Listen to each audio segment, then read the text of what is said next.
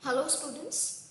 So in the last part we have studied about the process of transcription where we studied how the mRNA synthesis is done, and then we moved on to the next part of the chapter, that is the genetic code. Okay, so here we studied about what are genetic codes and how is the complete tabular form of the genetic code is made. So now in this part we will be studying the salient features of the genetic code, and then we will be moving to the next part, that is translation. But before we study the salient features, that is the characteristics of the genetic code, let us just revise whatever we have done about it in the last part. So the genetic code, they are formed of triplets. That means each triplet, they form this one genetic code that is responsible for the synthesis of a particular amino acid. Now, the scientist who actually proposed the whole tabular form of these genetic codes and how they are formed was George Gammon. So the name of the scientist who proposed this genetic code, the concept of genetic code, was George Gammon. Now he had this complete idea of forming the tabular form of these genetic codes, and when he came up with this idea, he had 2 points in his mind. So the 2 points that he kept forward was that there are 4 nitrogen bases, that is A, U, G and C. Okay, so there are 4 nitrogen bases and there are 20 amino acids. Now the question that had arisen was, how is it possible that these 4 amino acid make up to this 20 the 4 nitrogen bases make up to this 20 amino acids. So he stated that there are various permutations and combinations happening in between these 4 nitrogen bases for the formation of the 20 amino acids. Now, this idea that was proposed by George Gammon, it was helped and it was supported, you can say, by the 3 experiments that were performed by the 3 scientists, that is Dr. Hargobind Khurana, Marshall Nirenberg and Savaro Oka. So these 3 scientists, they actually performed or conducted certain experiments for the synthesis of RNA and the DNA, which actually helped and supported the idea which was given by George Gammon for the genetic codes. So then they came up with this, that there are 64 genetic codes, and these 64 genetic codes, they are made by certain permutation and combination between the 4 nitrogen bases. Now let us also see the tabular form that was given by George Gammon. So this is the tabular form that forms specific codons that encodes the specific amino acid. Now how are these genetic codes made? So if you can see this complete table, on this side there is first base of the codon. So each of this box is being allotted by one nitrogen base. So U, C, A and G. This is the first base of the codon, this side. Here at the top there is second base of the codon. Again, each nitrogen base is being allotted to one column. Okay, so again U, C, A and G. And here, from here, the third base of the codon is taken. See, each code is made up of triplets. That means we need 3 codons. So first one is taken from here, second one is taken from here, and the third one is taken from here. But here, each of this box or each of this row, you can say, is being allotted by all 4 nitrogen bases. So U, C, A and G for this one complete row. Then again U, C, A and G for this one complete row, and so on. Okay. Now let us see how are these codons made. So we will take the first base of codon from this side. So U, we have taken U from here. Then again the second base from this side. So again U from here. And then the third code from this side. So again U from here. U. This is one genetic code. Okay, that will code or that will encode the specific amino acid, that is phenylalanine. Okay, now let us see further. We'll see one of this box, and then you will automatically understand how all of them are made. The second one, again we'll take U from here, and then we'll take U from here. So the first base and the second base, and the third base we'll take the second nitrogen base, that is the C. Okay, so C.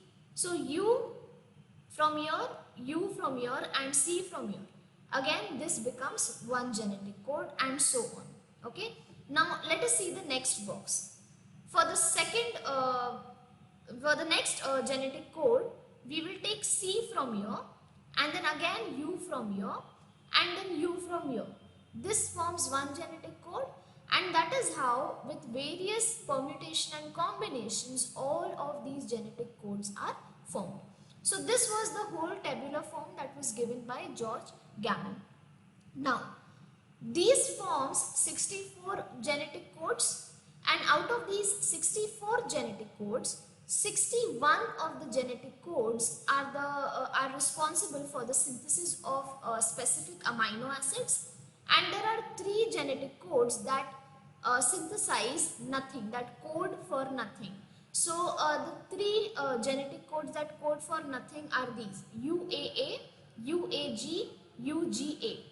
These are also known as stop codon, and because they do not code for anything, they are known as nonsense codon. So there are 2 names given for these codons: stop codon or either nonsense codons, and these codons, they code for no amino acids.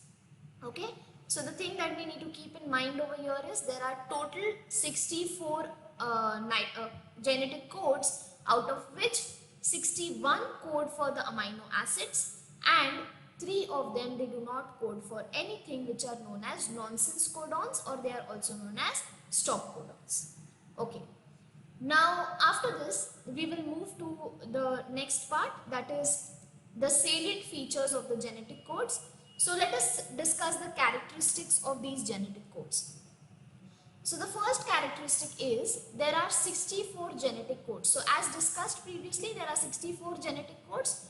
Out of these 64, 61 are coding for specific amino acids, and there are 3 nonsense codons, also known as stop codons, that we have seen. So 61 and 3, 61 coding for amino acid and 3 for nothing. So 3 are nonsense codons.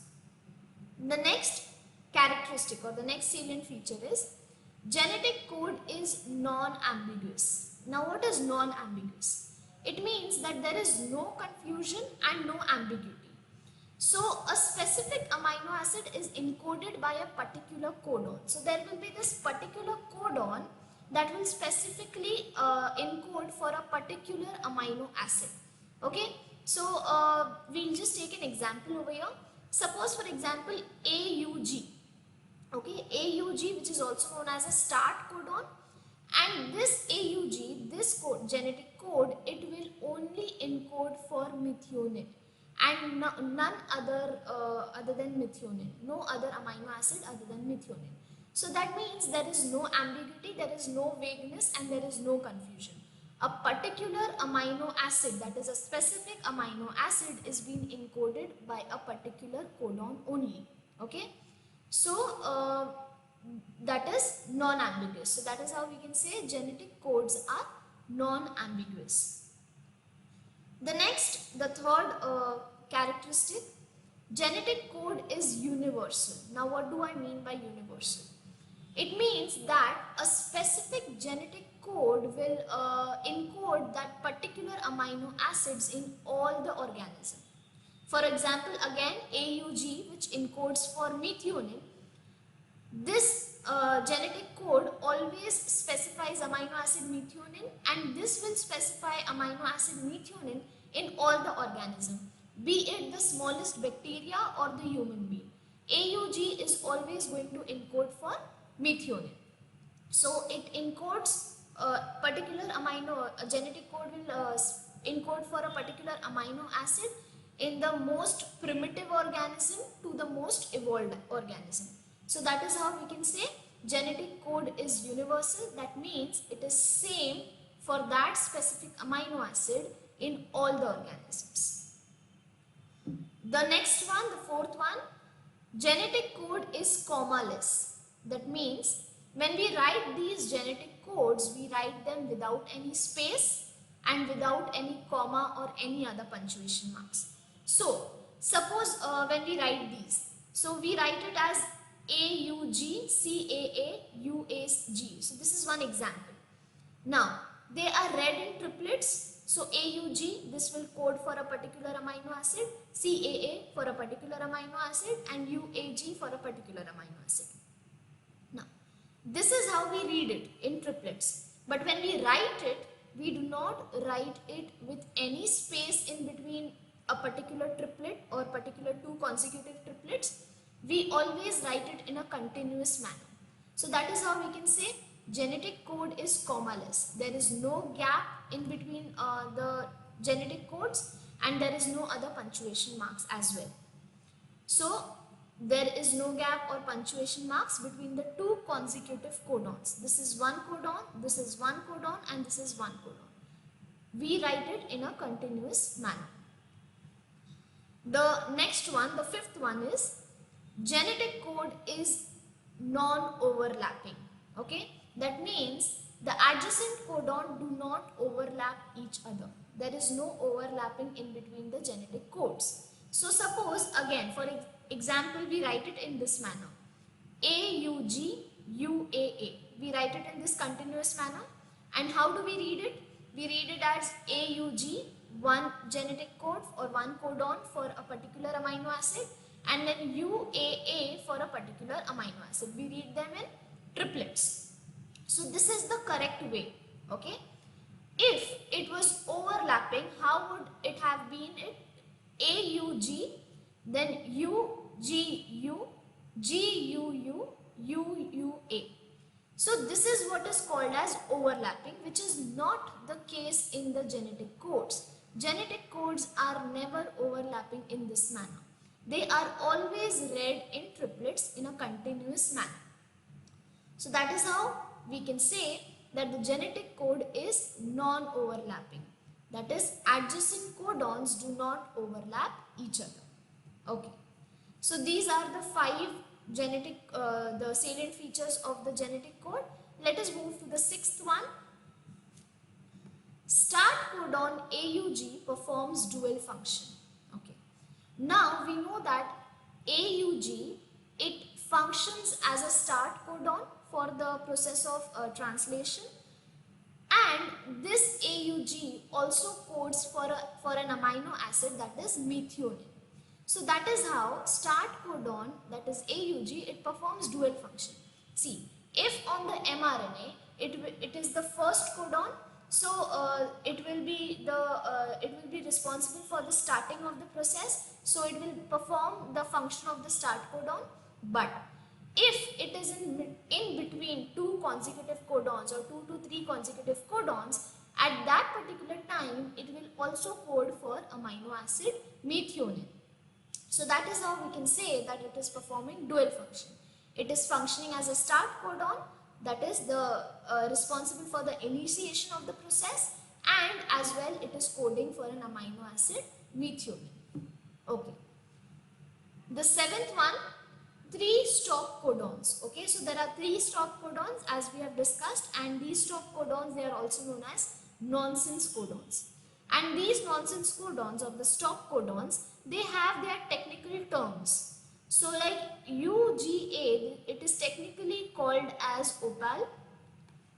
UAA is technically called as ochre, and UAG is technically called as amber. So these are the 3 technical names of these 3 stop codons or the nonsense codons. The next one, the 8th one, the genetic code has degeneracy. Now what do you mean by genetic code having degeneracy? So now what happens is, usually single amino acid is being encoded by a single codon. Okay, for example, AUG is only and only coding for methionine. However, there is some exception where a amino acid, it is encoded by more than one codons. Okay, for example, cysteine is being encoded by 2 codons and isoleucine has been encoded by 3 codons, and that is how some of the amino acids, they are encoded by more than 3 codons also.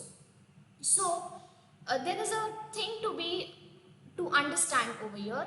So pay attention. Now suppose, see, as we say that single amino acid is encoded by a single codon. Okay. So that single amino acid will be encoded by a single codon. However, some amino acids are encoded by more than one codon. So there can be many codon that will encode that specific amino acid, but on the other hand, that specific amino acid will be encoded by a specific codon only. Okay, so that is how we can say that the genetic code has degeneracy. Normal cases, a particular codon for a particular amino acid, but some exceptional cases where a specific amino acid is being encoded by 2 or more, you can say more than 1 codons. The next one, the 9th one, genetic code has distinct polarity. That means they show distinct polarity. That means they show distinct direction. They have a particular direction.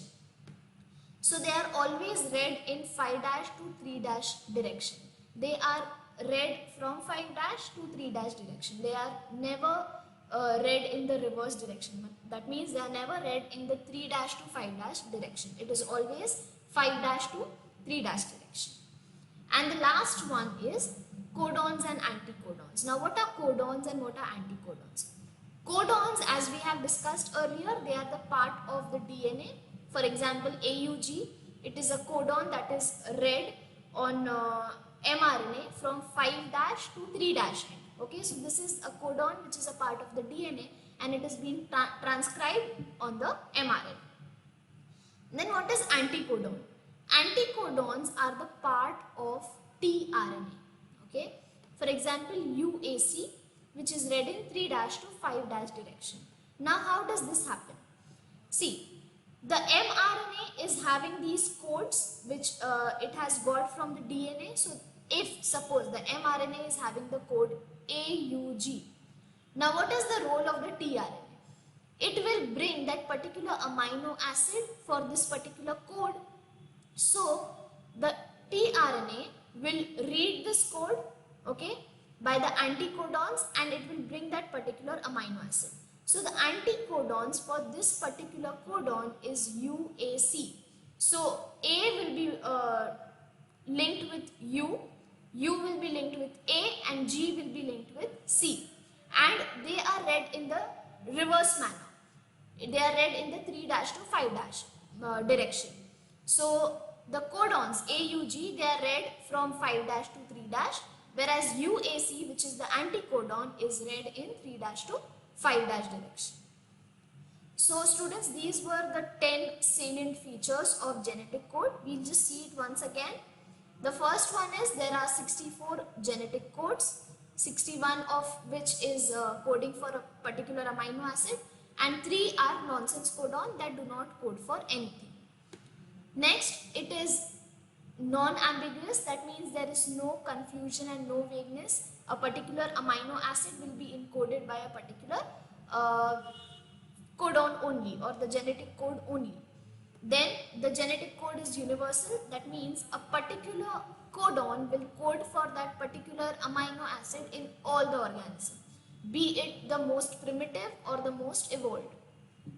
The next one, genetic code is commaless. That means we read it in a continuous manner. We do not write it or we do not read it with a gap or with any other punctuation marks in between the two consecutive codons.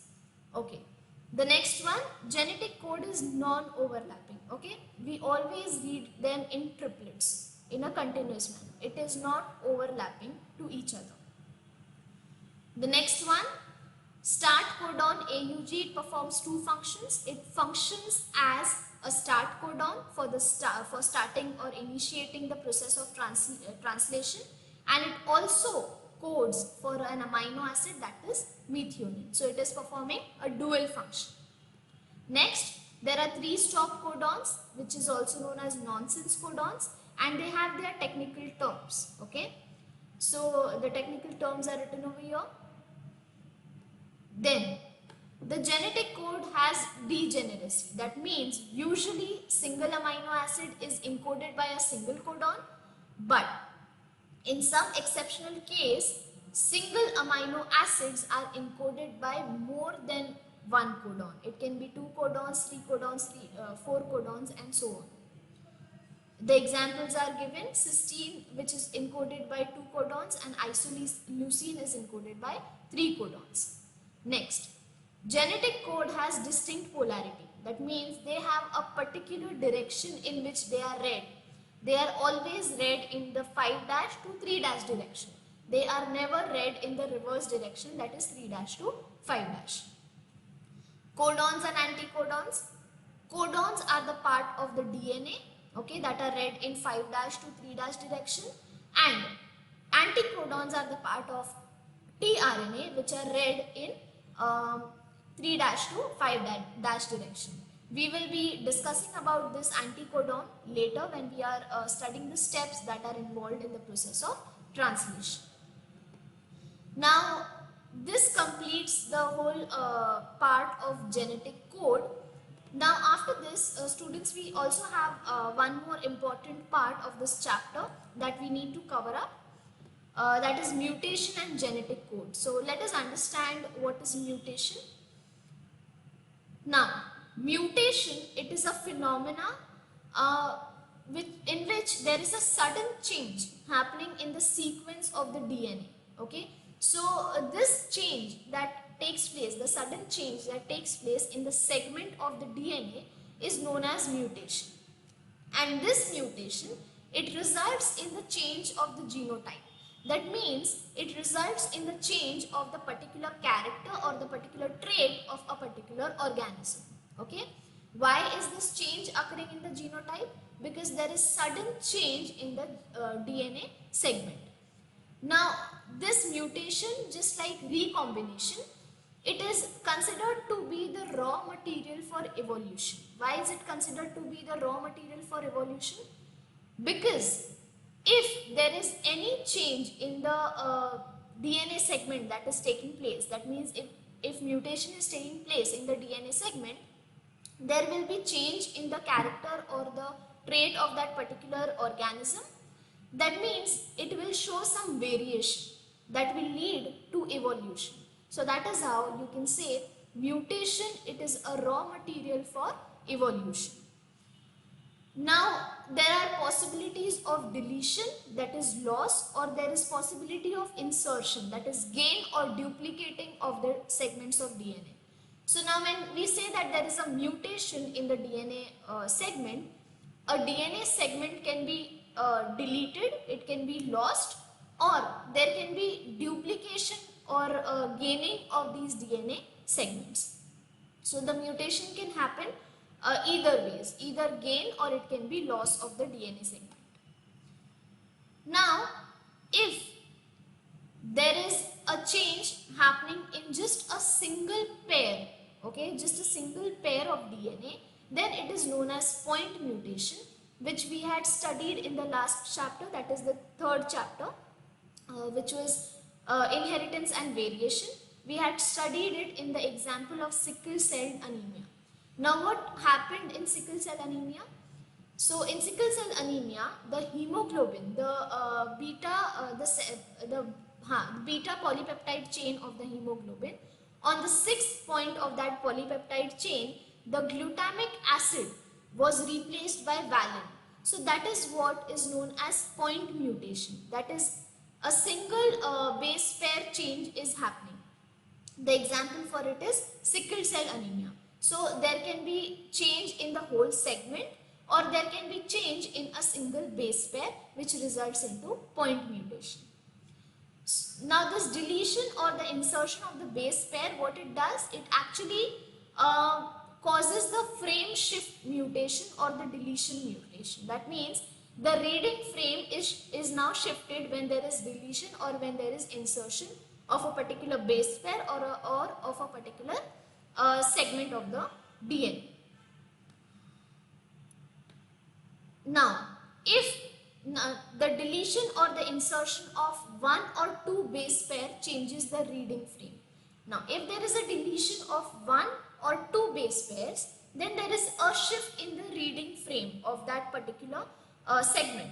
But if three or multiple of three base pairs are deleted or three or multiple of three base pairs are inserted, then the whole amino acid changes. And if the whole amino acid changes, it changes the genotype of that particular person or that particular organism. And this reading frame, it remains unaltered from that point onwards. And that results into evolution, that is variation. So this is all about mutation and genetic code that we needed to study.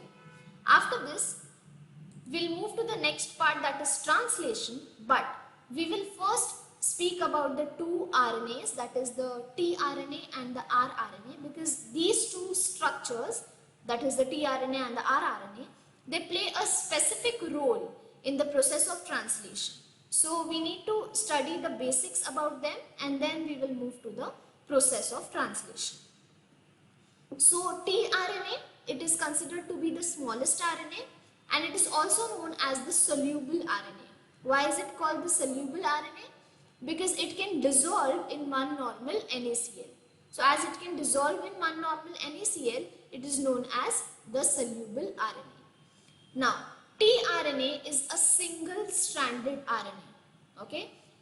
But due to the nitrogen bases of the single strand, they connecting to each other or they binding to each other, it forms this clover leaf-like shape. So if you see, this is a clover leaf.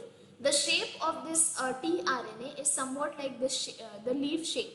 So why is it happening?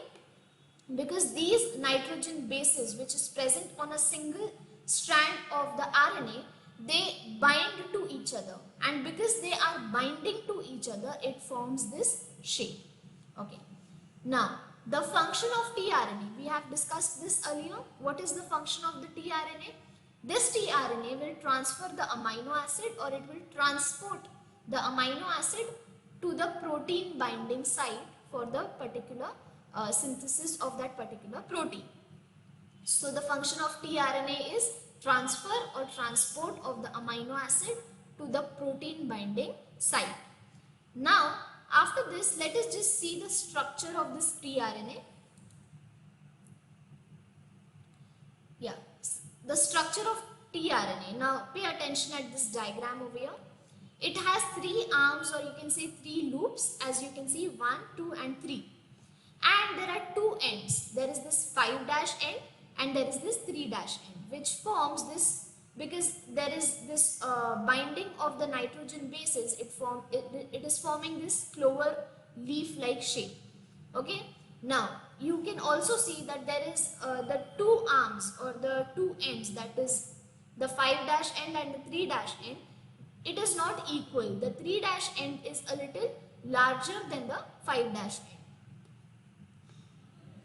The 3' end or the 3' prime end, where the third carbon is empty, this is slightly longer and it has an OH as the functional group over here. So if it has the OH as its functional group, the new amino acid that will come, it will bind to this particular site, and that is how it is known as the amino acid attachment site, or you can say the amino acid binding site. That is, the new amino acid will come and bind over here. Okay. Now, the lower arm is known as the anticodon loop. This is known as the anticodon loop, or you can say the anticodon arm. Why is it called the anticodon loop?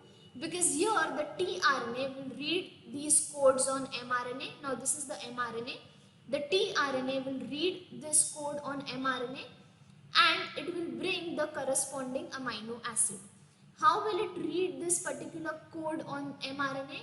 With these anticodons. As we have discussed earlier in the characteristic of genetic code about codons and non-codons, these are the codons on the mRNA and these are the anticodons. So the tRNA, it will read this code with the help of these anticodons.